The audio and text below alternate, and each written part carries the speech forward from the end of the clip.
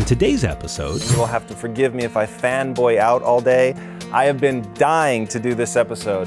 The transformative Carol Dweck. There are so many things to learn from what doesn't work out that helps you to be successful in the future. Now, how do we teach that?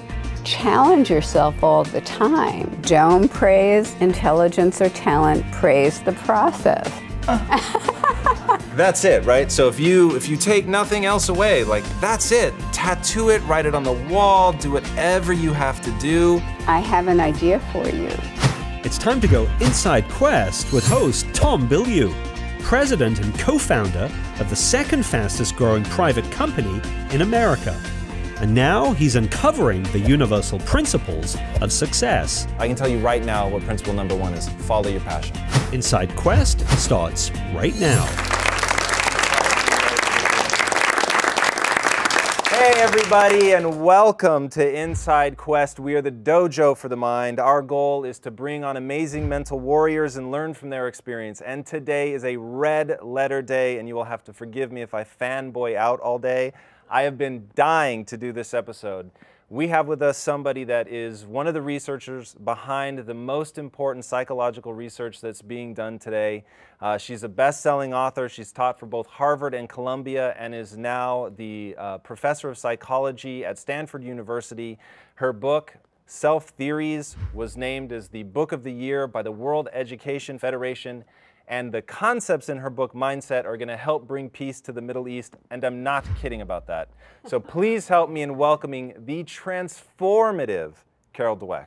Carol, thank you so much for coming on the show. Thank you. So first, I have to give a shout out to Yemeni Mesa. Yemeni is one of the guys here on this team who unfortunately is not here today. He's absolutely heartbroken that he didn't get to meet you. He was the one that read your book first. He was the one that really introduced it to the Quest ecosystem. And it was one of those, I'm talking specifically about mindset, reading that book, I realized this was the foundation to learning itself. This is the thing that if you're trying to get on a path to success, you have to first read this book. Unfortunately for me, it came at the end of sort of a 10-year struggle at School of Hard Knocks trying to figure this stuff out, and then seeing how eloquently you had worded it, how well you'd backed it up with research. It's now, without question, the #1 book that I recommend to people. I have a reading list that's meant to be read in order to give people the belief system, the frame of reference, the mindset that they need to go on and actually pursue and chase something successful. And some book had to be #1 on that list. That had to be the absolute bedrock. And that book is Mindset. So thank you for writing that book. I think that not only has it had a huge impact on this company, we're just one of what I'm sure is thousands or even tens of thousands of microcosms that have gravitated towards the concepts in that book. Did you intend it to be that foundational of a set of knowledge? I hoped it would be foundational because in the book I spell out 2 mindsets. In a fixed mindset, you think your basic qualities, your intelligence, your talents are just fixed traits. And that takes people away from learning. It pushes them to want to look like they're smart, brilliant, talented all the time. But then there's a growth mindset where people think their talents and abilities can be developed. And this mindset is totally organized around learning and the processes that promote learning. Tell me, you've got a fascinating story about your own escape from a fixed mindset into a growth mindset with the kids that you were researching. Walk us through that moment. I started researching how kids reacted to failure. And I didn't realize that that was my issue. Even though I had always been pretty successful, when you have a fixed mindset, failure is always looming somewhere in the background and you're dancing around it, trying to avoid it. Well, I was giving problems that were really hard to these kids, and one 10-year-old said, "Oh, I love a challenge." I was like, what's going on? Another one said, "I was hoping this would be informative." As kids so often do. Yeah. Another one said, "Hey, mistakes are my friend." And I thought, they are? I realized that these little kids had a secret, and I determined at that point I was going to figure out their secret, I was going to bottle it, and I was going to distribute it. It's incredible. Do you think there was something special about the kids that you brought into this study because they already had a growth mindset? And I'm going to assume this was, what year was this? Oh, this was in the 1970s. Okay, so we haven't quite gotten into the full-blown self-esteem movement, but it's already picking up steam. So I'm quite surprised that these kids weren't already infected with, you're so smart, you're so pretty, you know, all the stuff that ends up leading to the growth mindset. Yeah, yeah. So it was a really large and diverse sample of kids. Many of them thought the failure was tragic or catastrophic. They wanted to get out of there as quickly as possible. But I think our kids had not yet been infected by the self-esteem movement. So how have you seen that play out? I mean, they're me, right? It's my generation, and we're in the workforce, and we're finding ourselves in positions of leadership. And in my case, I think in movies a lot. And until your book came along, it was the only way that I could relay to people what my experience was. So I used to say I was trapped in the Matrix. And that's really how it felt to me, by the way. And that movie came along at a perfect time in my life. Where I felt like my life could be different, but I didn't understand how. I met entrepreneurs, and they were basically, without having your book as a guide to know how to explain it, were trying to move me towards a growth mindset and you know, developing that over time and escaping from that. How has your research informed that escape path? And do you think that you have captured the escape path in the book? I hope so. The self-esteem movement isn't as big as it was before, but kids now are under so much pressure to have success at every level. I see among the college students a growing fear of failure. They define themselves by the next A or test score, and I think that the growth mindset is one of the only antidotes out there. I tell my Stanford students, you are not here to prove how smart you are. You're not going to win that race here. You are here to use the incredible resources of this university to become the person you want to be.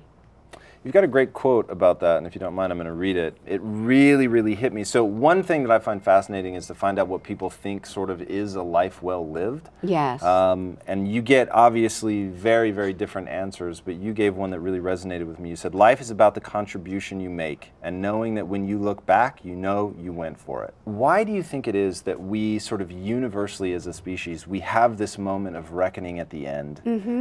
If a fixed mindset is so pervasive, so I'm making a base assumption, by the way, that in the universality of that transcends cultures, transcends time, people that have a near-death experience or they realize that they're going to die, it's immediate reflection on the rest of their life. But up until that moment, they weren't reflecting, right? So right, mostly. What is it about, from a biological perspective, if that's it, or evolutionary perspective, if that's how you see the world, that leads us to blind ourselves to it for so long, and then finally at that moment reflect? Yes.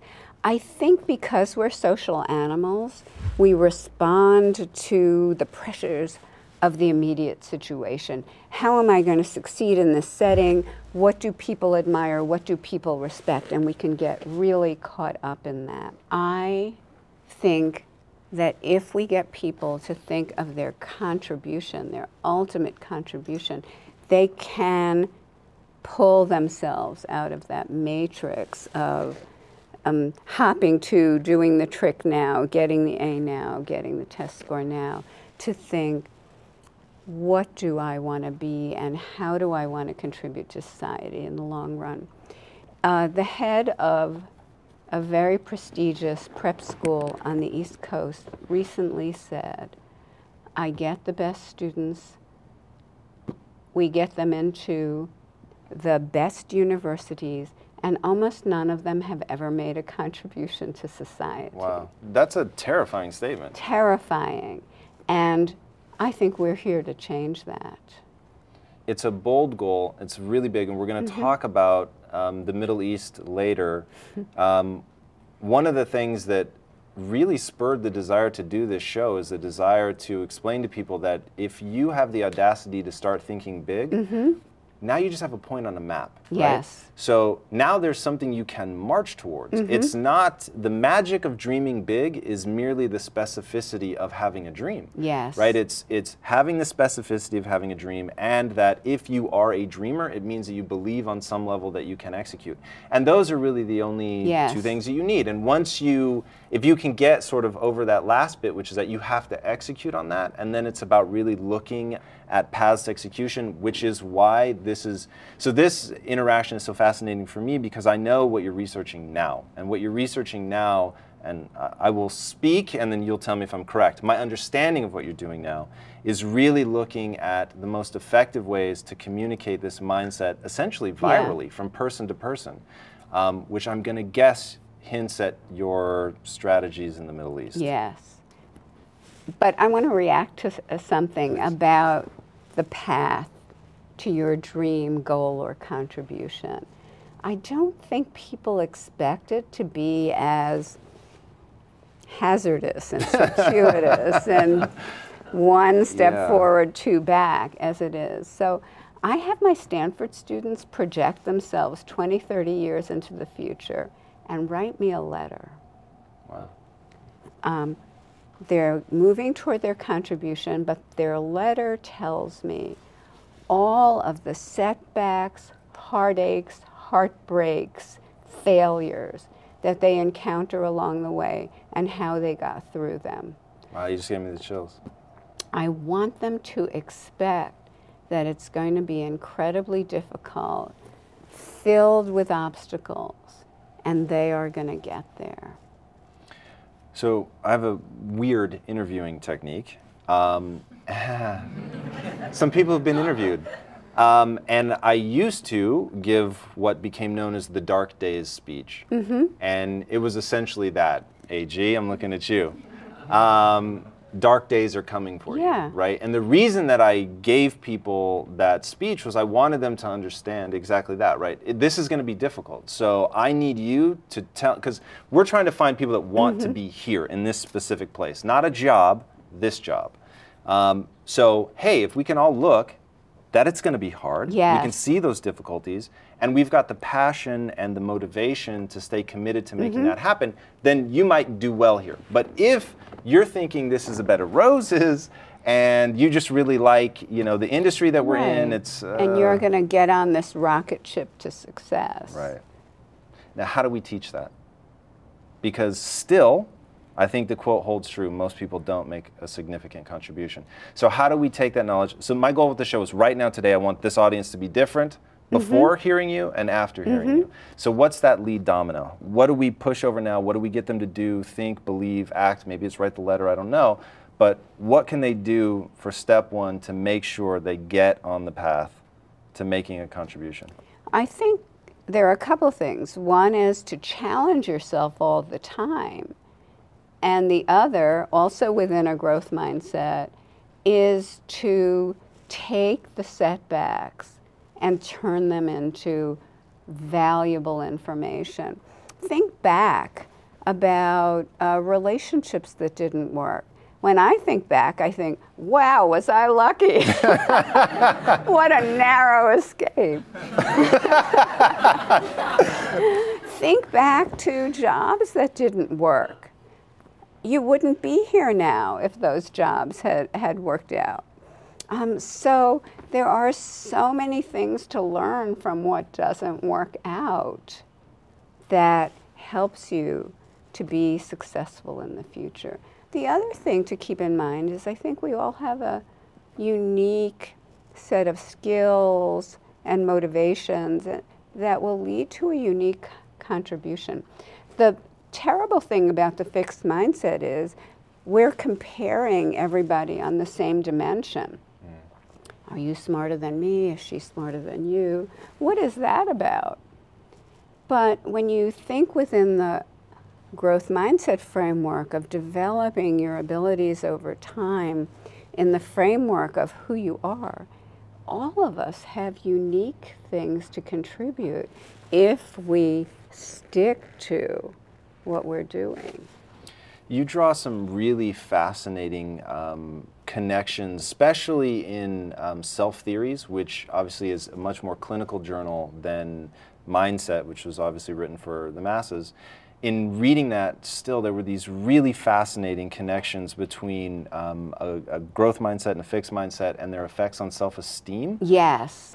Tying it to self-esteem, like even just saying it again, I get the chills. Like that is such a profound connection to make, and the reason that I think it's so important is that people don't realize that their entire life is structured to make them feel good about themselves. Yes. A fixed mindset is the psychological immune system. It's saying, whoa, hey, avoid these things that can make you look bad, stupid, dumb, whatever. Like, let's just steer you off over here and protect, protect, protect. But once you realize that you can switch it over to building your self-esteem around a growth mindset, the whole world changes. And you've got two quotes. I'm being super indulgent with your quotes today. I hope you don't mind. But I think these are incredibly, incredibly powerful. Self-esteem is something completely different in the incremental system, which was your old word for the growth mindset. It's not an internal quality that is fed by easy successes and diminished by failures.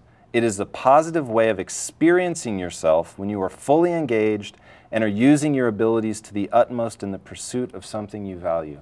Like, that's so strong. For me, the purpose of life is very simple. How many skills can you acquire that have utility, and then put those utility to the test, right? And I see so many similarities of, you know, using these abilities to the utmost in the pursuit of something. And it's in the pursuit of something that where things get more interesting. All right, you have another one. I think these are important to go hand in hand. Self-esteem is not something you give to people by telling them about their high intelligence. It is something we equip them to get for themselves by teaching them to value learning over the appearance of smartness, to relish challenge and effort, and to use errors as routes to mastery. That's it, right? So if you take nothing else away, like that's it. Tattoo it, write it on the wall, do whatever you have to do. Niles, in fact, he's got a young boy at home, baby boy, and he's going to have to start making decisions. What makes mindset so profound, and I'll aim this back at you guys and anybody with kids, and certainly business leaders, we're going to get to you later, and we're going to talk about how this applies to the business realm as well. But one thing that Carol has done extensively, and I encourage you guys to drop her name into YouTube, you'll hear her give this very amazing speech to parents, which of course is a group that come to you very, very often seeking advice. And there's such little usable changes that you can make just to the verbiage that you say. My parents always said, oh my gosh, you're so smart, right? Which of course felt awesome for about 30 minutes, and then I encounter something else that challenges my vision of my own intelligence, and I start panicking again, versus what you prescribe to people, which is? Don't praise intelligence or talent, praise the process. The child's hard work, strategies, focus, persistence, those create a growth mindset and make the child love challenges and react well to setbacks. We just published a study of parents, mothers praise to their babies, 1, 2, and 3 years of age. And we found the more the mothers praised process, the more that child had a growth mindset and desire for challenge 5 years later. Wow. It can always be changed, but it's powerful. And now I feel entitled to interfere in airports. Yeah. And I have. Hey, to the betterment, to the betterment. How do people react to that, though, out of curiosity? Airports? Yeah, what are the parents' response? I'm assuming you're coming up and empowering them with a better way to praise. I try to do it in a way that they welcome the information. But another thing you can do with your son is, I don't know how old your son is. 6 months. Oh, it's a little early for this, but the word yet. If a child says, I'm not a math person, I'm not good at this, I can't do it yet, it puts them back onto a learning trajectory. Another thing is to talk about struggles a lot, because struggle is something you're doing for something you value. In our culture, it's usually considered to be a bad word, but I want to make it the norm, that if you're not struggling with something, you're not growing, you're not living. Yeah. It's very interesting. Tell me, we have emotional guides in life, right? You move towards the things that make you feel good, you move away from the things that make you feel bad. If we can get really heady for a second, yes. Why do you think, and actually I should preface this, do you believe in evolutionary psychology at all, or do you think it's total hooey, as my mother would say? I think that it's useful to ask ourselves, why are we built this way? Why is there so much of this and so little of that? But often these evolutionary explanations are not testable. Sure. So is the story I tell better than the story you tell? Yes, by the way. Oh. I will ask one knowing that maybe the answer won't be scientific, but it's really intriguing to me, and I see people struggle with it so much. So the desire to avoid feeling stupid causes people to do crazy things, fight for ideas that are clearly bad just because it's their idea, it's right? Your idea. Why does feeling stupid exist? Oh, feeling stupid, feeling like you failed. Those things trigger a reaction. Now, if you're in a growth mindset, failing, making a mistake, struggling, triggers a good problem-solving reaction if you're in a growth mindset. If you're in a fixed mindset, That's interesting. It triggers the wrong reaction. Run away, find someone who's worse than you, feel better about yourself. Let's go a little bit deeper in that. So I hear what you're saying. I'm making a base assumption, and I should reveal that. My base assumption is that that feeling stupid and how bad that feels, and the body's compulsion to run away from it physically, metaphorically, whatever, but you're going to get away from that feeling, is the single largest contributor to creating a fixed mindset. If that's true, and I think it is, if that's true, then while for the right person that already has a growth mindset, they know how to do a little judo on that and flip its direction, I think the vast majority of the world exists in a state of a fixed mindset. So I, testable or not, happen to put a lot of stock into evolutionary psychology just because it helps me sort of contextualize the world and why that these things would be there. And we'll talk about the dual voice in a minute and why the dual voice stays around even after you have a growth mindset. But I can't figure out... Okay, I'm going to take it from another angle. I think it's only when you have a fixed mindset that you say, I feel stupid. That means I'm stupid. That's the currency of the fixed mindset. You have a fixed ability and failure measures you. But that's not the currency of a growth mindset. We heard those kids saying, I love a challenge, I was hoping this would be informative, mistakes are my friend. They didn't feel stupid at all. I sat there and thought, you're failing, what's wrong with you? But they didn't feel that way. Right. They didn't feel stupid. And I want to say something more. We invented, as the Western modern culture, invented the idea of stupid. Stupid did not exist in the wild. You learned your skills, you did your skills, they worked or they didn't work, you made the appropriate corrections.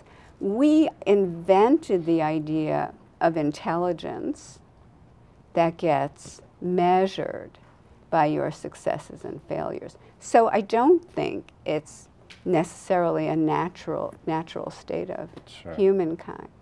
I like that, by the way. Talk to me about the dual voice. You say, one thing you're really good about, by the way, in your interviews, in your writing, everything is there's no chink in the armor that I can chip at because you acknowledge people are different. Look, I'm not saying that just because you have a growth mindset means you're Einstein tomorrow. That's not how it works. But we don't know what the limit is of your particular skill set until you push it really hard over years. But why does the fixed mindset voice remain forever? Or at least it seems like forever. If you've grown up with more of a fixed mindset, there is a voice in your head that warns you, hey, if you take on this challenge, you could look bad. If you start making mistakes, it says, look, you're already humiliating yourself. If you see someone more skilled than you, more successful than you think, uh-oh, I just don't have the stuff that person does. So, or when you have a real setback, you just feel like that's it. That's hard to get rid of, but... Do you think it's possible? What you do is you can make the growth mindset voice louder and louder and have it come to the fore more quickly over time. You talk about learning to hear the fixed voice. And as I was Yes. reading that sentence, I certainly expected it to say learning to hear the growth voice. And then I realized it is critical to recognize Yes. when the fixed voice is talking. Yeah. One thing that's been happening a lot, I see, is that people prematurely conclude they have a growth mindset. I call it false growth mindset. Yeah. Oh, growth mindset equals good. I have it. 'Cause I'm good. I must have it. Right. And it Yeah. and they haven't done the work. They haven't looked within at the ways in which they might have a fixed mindset. So what I'm saying now is we have to legitimize the fixed mindset. People are surprised to hear me say that. Yeah. But legitimize it as common and to say that we're all a mixture. And if we want to move more toward a growth mindset, and if we want to communicate a growth mindset to others, we have to get in touch with that fixed mindset voice. And I tell people now, for the first 2 to 3 weeks, just pay attention to that fixed mindset voice. When you're on the threshold of a challenge, what is it saying?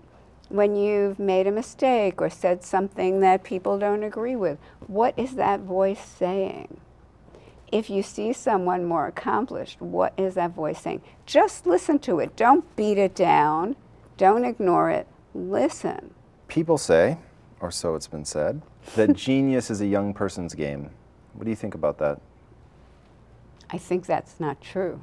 Why not? And where do you think that came from if it's not true?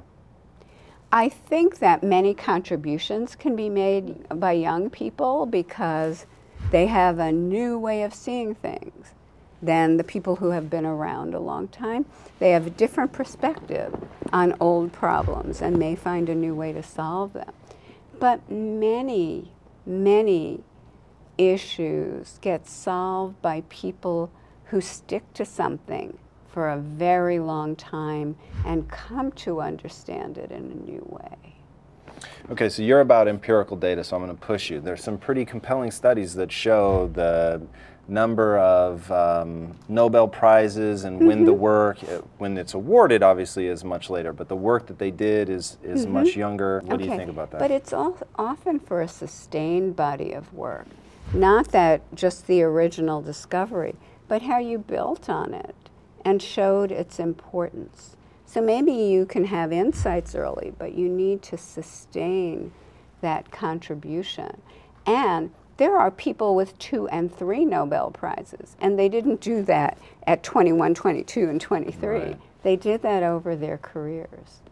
So looking at the stats, and I think that's a compelling argument, the interpretation I gave is, well, first of all, I don't want to believe that, right? Because I want to believe that the best day is always going to be tomorrow and that I'm striving and growing and moving towards something exciting. Looking at the data, though, and trying to understand how we came there, the thought that occurred to me was, okay, if you've got a fixed mindset and you really are talented, even in a world of, and you've talked about this, even in a world of fixed mindsets, some people perform really well. Yes. And at the end of the day, you're going to have people that can still rise to the top even with a fixed mindset. That if you truly have a fixed mindset, there is going to be a moment where you calcify into your own thinking and you're not looking for things that challenge. Yes. And also, if you have a fixed mindset and you got a Nobel Prize for work you did in your 20s or great acclaim for something you did in your 30s, you are afraid to be a novice again. And having another huge insight, making another huge contribution, requires you to venture into unknown territory and be ignorant again. The other day, I met a man who just won the National Medal of Science, the highest honor for a scientist in this country. Every 10 years, he changed fields. Wow. He's now 80. Every 10 years, he changed fields and made foundational contributions to the field he changed to. Yeah, see, that's fascinating to me. And that makes a lot of sense, because now you've got somebody that can really make unique connections based on a deep body of knowledge from another area, see things in a new light. You talk about that in Mindset with Danzig, what's his last name? Oh, George Danzig. Yes, thank you. It's a story that we've talked about on the show before, but it's really powerful, because here you've got a guy that, because he didn't know that he wasn't supposed to be able to do it, he was able to do it. Yeah. And they talk a lot about that in journals and things, you know, the mindset of the beginner. But so few people do what you were just talking about, which is gain a tremendous body of knowledge in one area only to move to another, which is exactly what we did in founding this company. My partners and I built a technology company. Yes. Had nothing to do with this. And it was precisely because we didn't know what we were doing. We were literally like adrift at sea, panicking every day, like, I don't know how to build this. Do you know how to build it? It was like, we didn't know what we were doing. We just had the belief, right? That, okay, well, we're going to have to figure it out. Whereas in a fixed mindset, I'm good at this, I'm not good at that, I'll stay where I'm good at it. And you're not even bringing in new areas of expertise to see things in a new way necessarily. Talk to me about business leaders. So I understand parents. I've seen a ton of the videos, especially the little baby smoking weed, which is hilarious, by the way, believe it or not. And you're talking about how you'll never see a baby without motivation, right? And but somewhere we lose our way. So I get that really resonates with parents. I totally understand that, and you know, it's fascinating. Niles over there really has two ways to react to this conversation. One as a parent, but two, as a budding business leader, what do they ask when business leaders come to you? What are they looking for? What are their struggles? Well, they're looking for ways for themselves to have more of a growth mindset, but also how to infuse it within the company. And we've just completed a study that shows how important it is for an organization to have a growth mindset.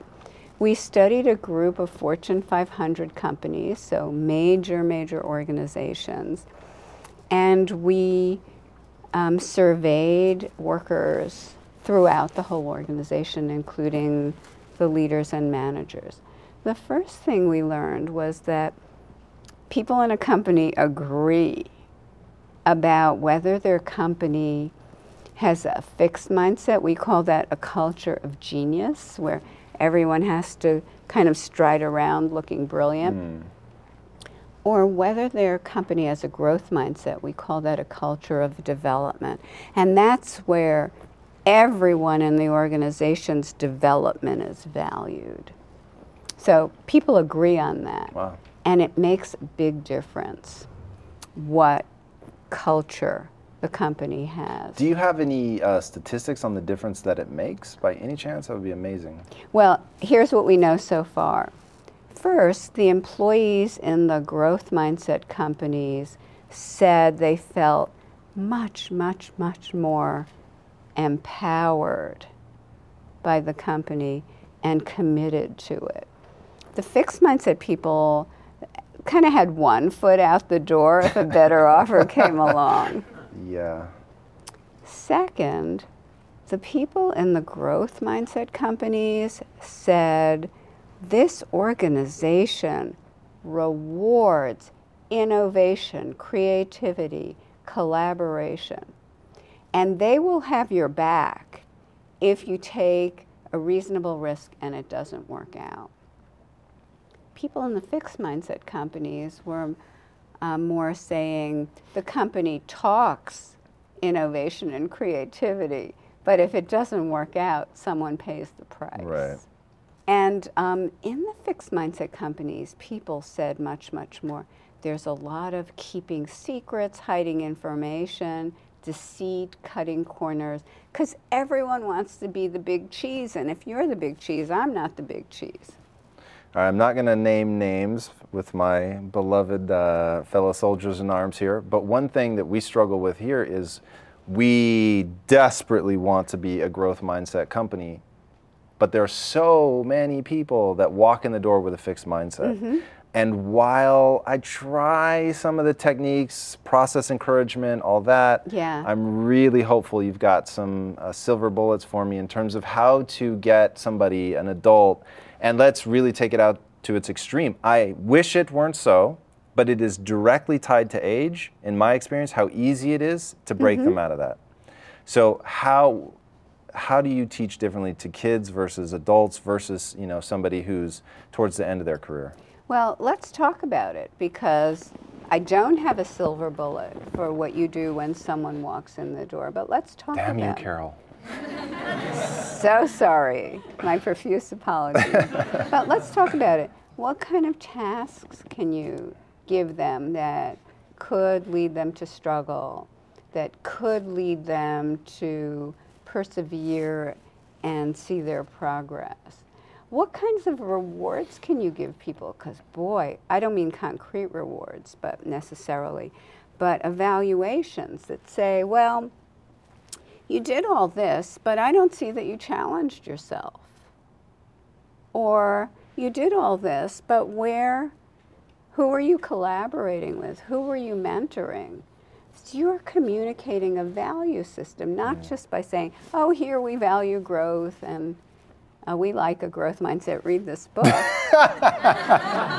It's a good book, though. It's a great book. But if they're getting performance feedback that's saying all the things you do that used to earn you an A or, you know, 99th percentile, they're not working here because you're not doing these other things that we value. And so if you really want to be successful here and a player here, you've got to challenge yourself, you've got to find ways of making progress within the challenge, you've got to collaborate with people, you've got to mentor people, and I need to see that. Yeah, that's it's right down the row. Let's push that a little bit farther. I agree with everything you said. You've talked very openly about that this is a process. It's not, hey, you know, you've got it. And I think having the false sense of the growth mindset is probably an unskippable stop on the train. In fact, I don't know that I've ever, I certainly hit that first, right? It's good, I must have it. Yep. And you get there, but that really was then the first whisper. And it was, oh, actually now I am hearing this positive mindset in my head about, oh, this is an opportunity for me to get better. But like, and a lot of your work reminds me of Brené Brown. I don't know if you know her work. I love Brené Brown. Amazing human being, at least as it comes through in the books. I've never met her. She is amazing. And what I love about it is the willingness to be a real human being. Yes. So forget vulnerable for a second, just vulnerability is a part of the human condition. So I preface all that with, I'm gonna be completely vulnerable and I'm gonna tell you guys what I go through when I'm prepping for the show. This is like, you wanna talk about, we all have our sweet spot. This is my sweet spot.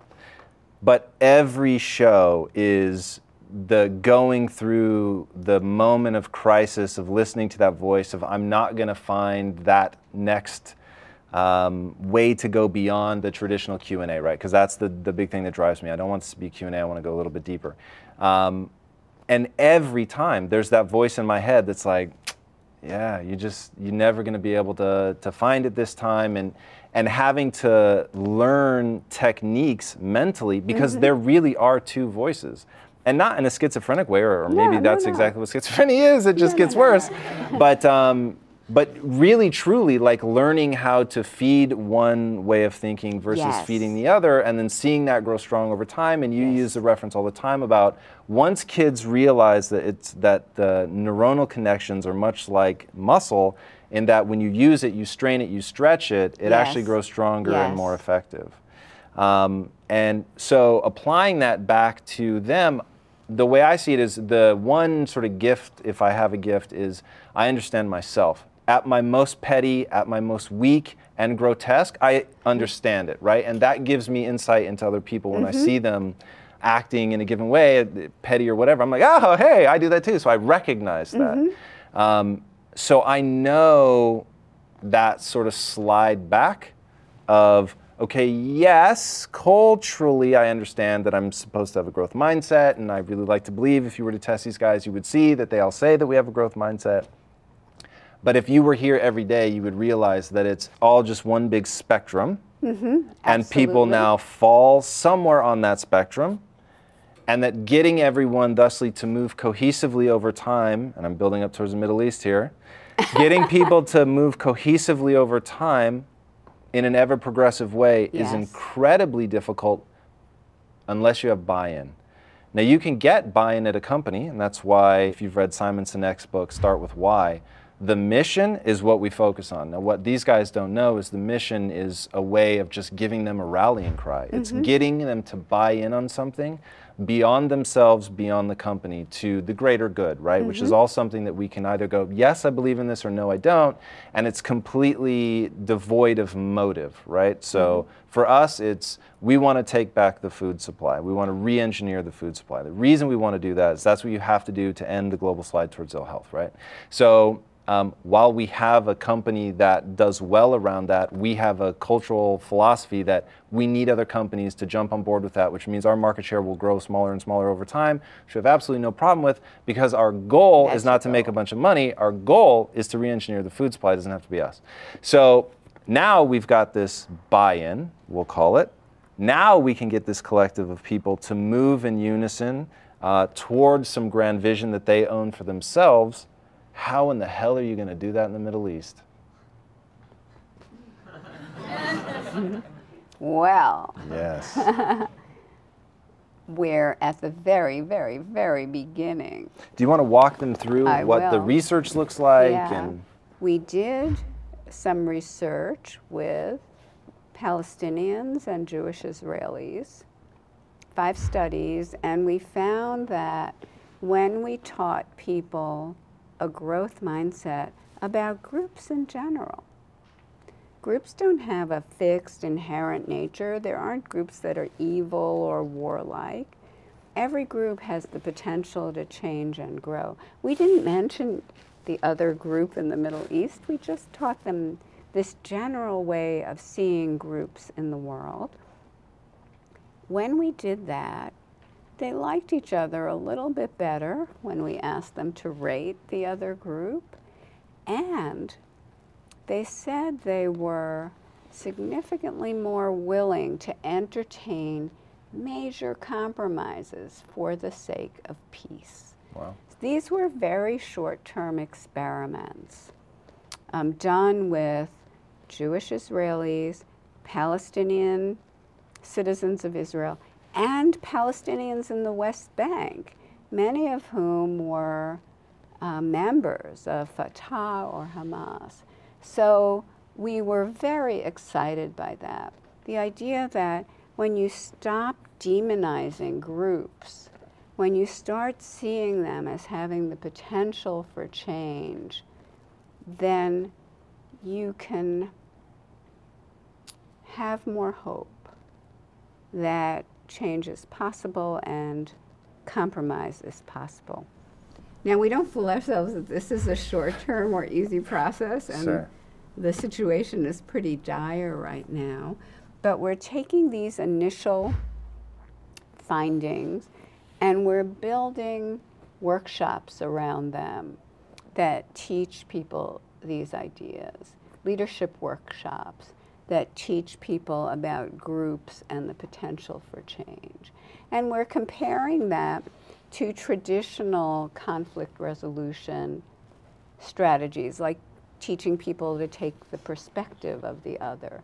Because we think that perspective taking is great, but then when they blow up something near you, you don't want to take that perspective anymore. And we're hoping that learning a growth mindset about groups can withstand the setbacks, because the groups obviously haven't changed yet, but there's always that potential.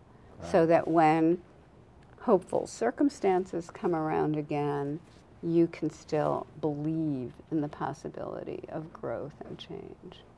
That's a very metered response, which I respect and understand. Some of what you're doing, though, I think goes beyond that.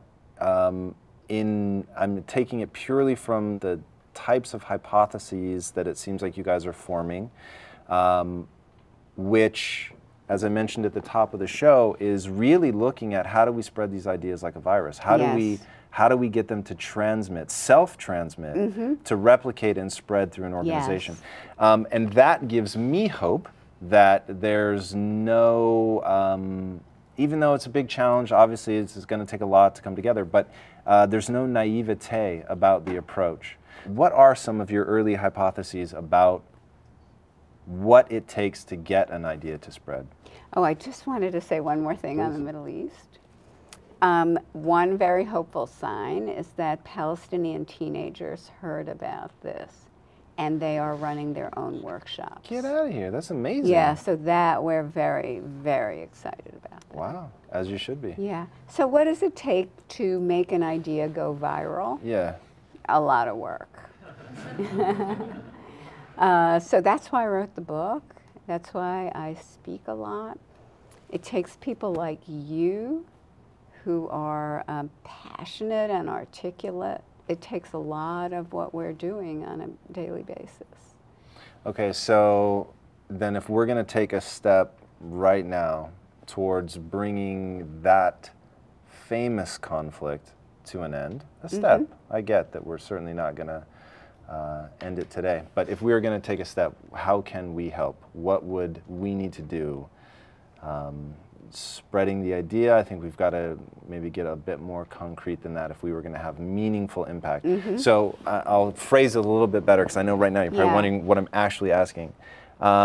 Whenever you're putting an army together, amassing like-minded people who can execute at the level that you need them to execute, first and foremost, that army has to know precisely what they're doing. Take that hill, surround the village, whatever the case may be. We are prepared to be an army, if for no other reason than to learn how ideas like this spread is so powerful.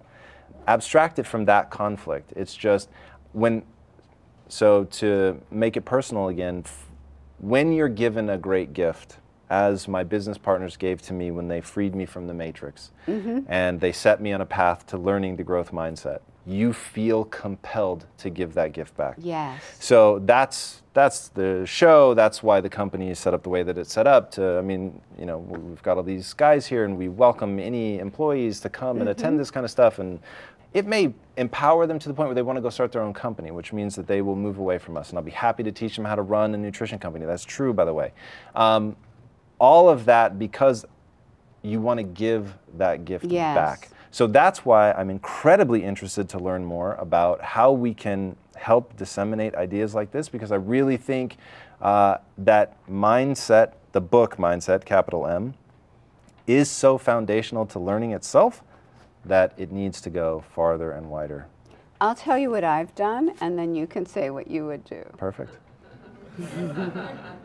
I've addressed the United Nations. Okay.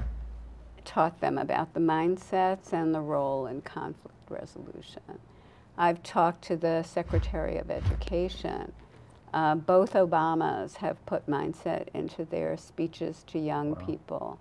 We're conducting a nationwide study in the fall. We're developing a growth mindset program to disseminate to teens. We're writing all the time, speaking all the time, and trying to reach people in power. I worked with the Khan Academy. They had a national public service program that was built around growth mindset. So that's pretty incredible, and unfortunately I'm not going to be able to beat that. But as much as my fixed mindset wants to win. I I want you to win. That is phenomenal. Spreading ideology through things like this. I mean, we live in a social age, and as a company, we are hyper aware of how to spread ideas and how to get weird concepts to carry. So one of the things that is, I think, fascinating about what we do from a marketing standpoint, and this is the sort of behind the scenes business question that I always get asked, because if you look at the front-facing positioning of the brand, it's fun and playful. There's just an element of fun and playful. But behind that, yes, in fact, the cheerleaders that picked you up at the airport, that's real. That to us is critical. It's critical though, because when I look at the world, my partners, so all the fun and playful is a reaction to a game that my business partners and I play called No BS, What Would It Take? So we have never put our thoughts to what it would take to end the conflict in the Middle East, but it's that kind of thing. So no BS, what would it take to get the Jews and the Palestinians to end the conflict? And the answers may terrify, they may be something that you're not willing to do, but you get to something that everyone agrees. It would work, we're never gonna put that much effort into it or whatever, but it actually would work. And so that's the thing that behind the company people were never seeing. So we get asked all the time, how have you guys been able to build a brand that's grown as quickly as you have in manufacturing, which is brutally difficult to scale manufacturing? And we've scaled, I mean, literally, I'm not patting myself on the back, I'm merely pointing out mindset and how it can have an effect. We grew by 57,000% in manufacturing in our first 3 years alone. It's literally like when I look at going from this cramped, tiny 5,000 square foot to now we've got over 600,000 square feet. I mean, it's just absolutely freakish. And then now trying to put that out into the world and now trying to get people to understand that that's not unique to this company in any way, shape, or form. I have an idea for you. Please. I am all ears, I assure you. You have an incredible story. You should write a book about how your fixed mindset limited you. Even your own mother didn't expect you to succeed, and how the transformation took place, how it led to this incredibly rapidly growing company, and anyone could do it. Well, that's what my Throwback Thursdays are for. I completely understand what you're saying. You know, for me, it's about not bifurcating my attention. So right now, I've got a mission. We're going to re-engineer the food supply. It's that simple.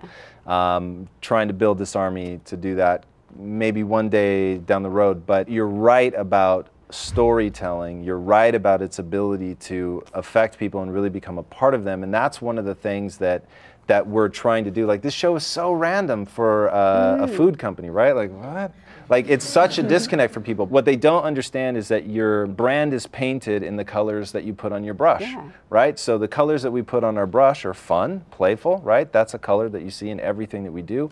But that there's also a reality to achieving something great. And that's a color that we put on the brush. And the real color of that is execution. And you talk about that in your book. It's not enough to say, I want to re-engineer the food supply. You've got to now build that roadmap, right? And every day it's got to be a very concrete step. And while people out there may not see, this is a concrete step towards doing that. And the people that understand that that's why we're doing the show, that in our secret magical quest way, like, this is all part of the master plan and this is one of the chess moves. But letting people see that side of the company that would otherwise be invisible in most other companies, we want people to see that, and we want to infect the world, because here's how the real change, while I don't have people you know, fighting in bloody arms, the war that we're engaged in is the war for people's health. And the stakes are so high and so many people are dying that it's like, now you've got to use every tool at your disposal, and one of the tools that we have at our disposal is psychological. And it is, if we can empower people, they will make better choices, right? So our goal is to define this brand as being synonymous with empowerment. And if we can do that by bringing people on like you, and people are actually getting empowered, suddenly the nuances of this company that from a fixed mindset perspective are probably invisible become hopefully a beacon. And That's our plan for how we plan to win our war. Great. It's a huge war. It's a huge war. There's no question about that. Well, Carol, thank you so much for joining us today. It was an absolute pleasure. I'm truly in awe of you. What you've done is amazing. Thank you for being on the show, truly. It was great. Guys, this is a weekly show. While I cannot promise that everyone is going to be this amazing, we will do our best to bring people on that are playing at that level that can help you take your life where you want it to go. Truly, with a growth mindset, you can do anything you set your mind to. It's all about time and effort. Learn to love the struggle. Struggle's a good thing. It's not a bad thing. And you will accomplish things that will astound you and, like me, your own mother. So good luck, guys. If you haven't already, be sure to subscribe. If you're not already going to InsideQuest.com, be sure you do. Follow us at InsideQuest. You can also catch my Throwback Thursdays, which is apparently a book written in really small increments, at Tom Bilyeu. We'll see you there. Thanks, guys. So that was amazing. Coming up next, Inside Questions. Have you noticed, or are you even interested if there's a correlation between growth mindset and physical activity, and what kind of physical activity? So one thing we're thinking is that whenever you're teaching someone something, like fitness or physical activity, talk about how it applies to all realms of their life. Try to make that generalization so that they will transfer that idea across their lives.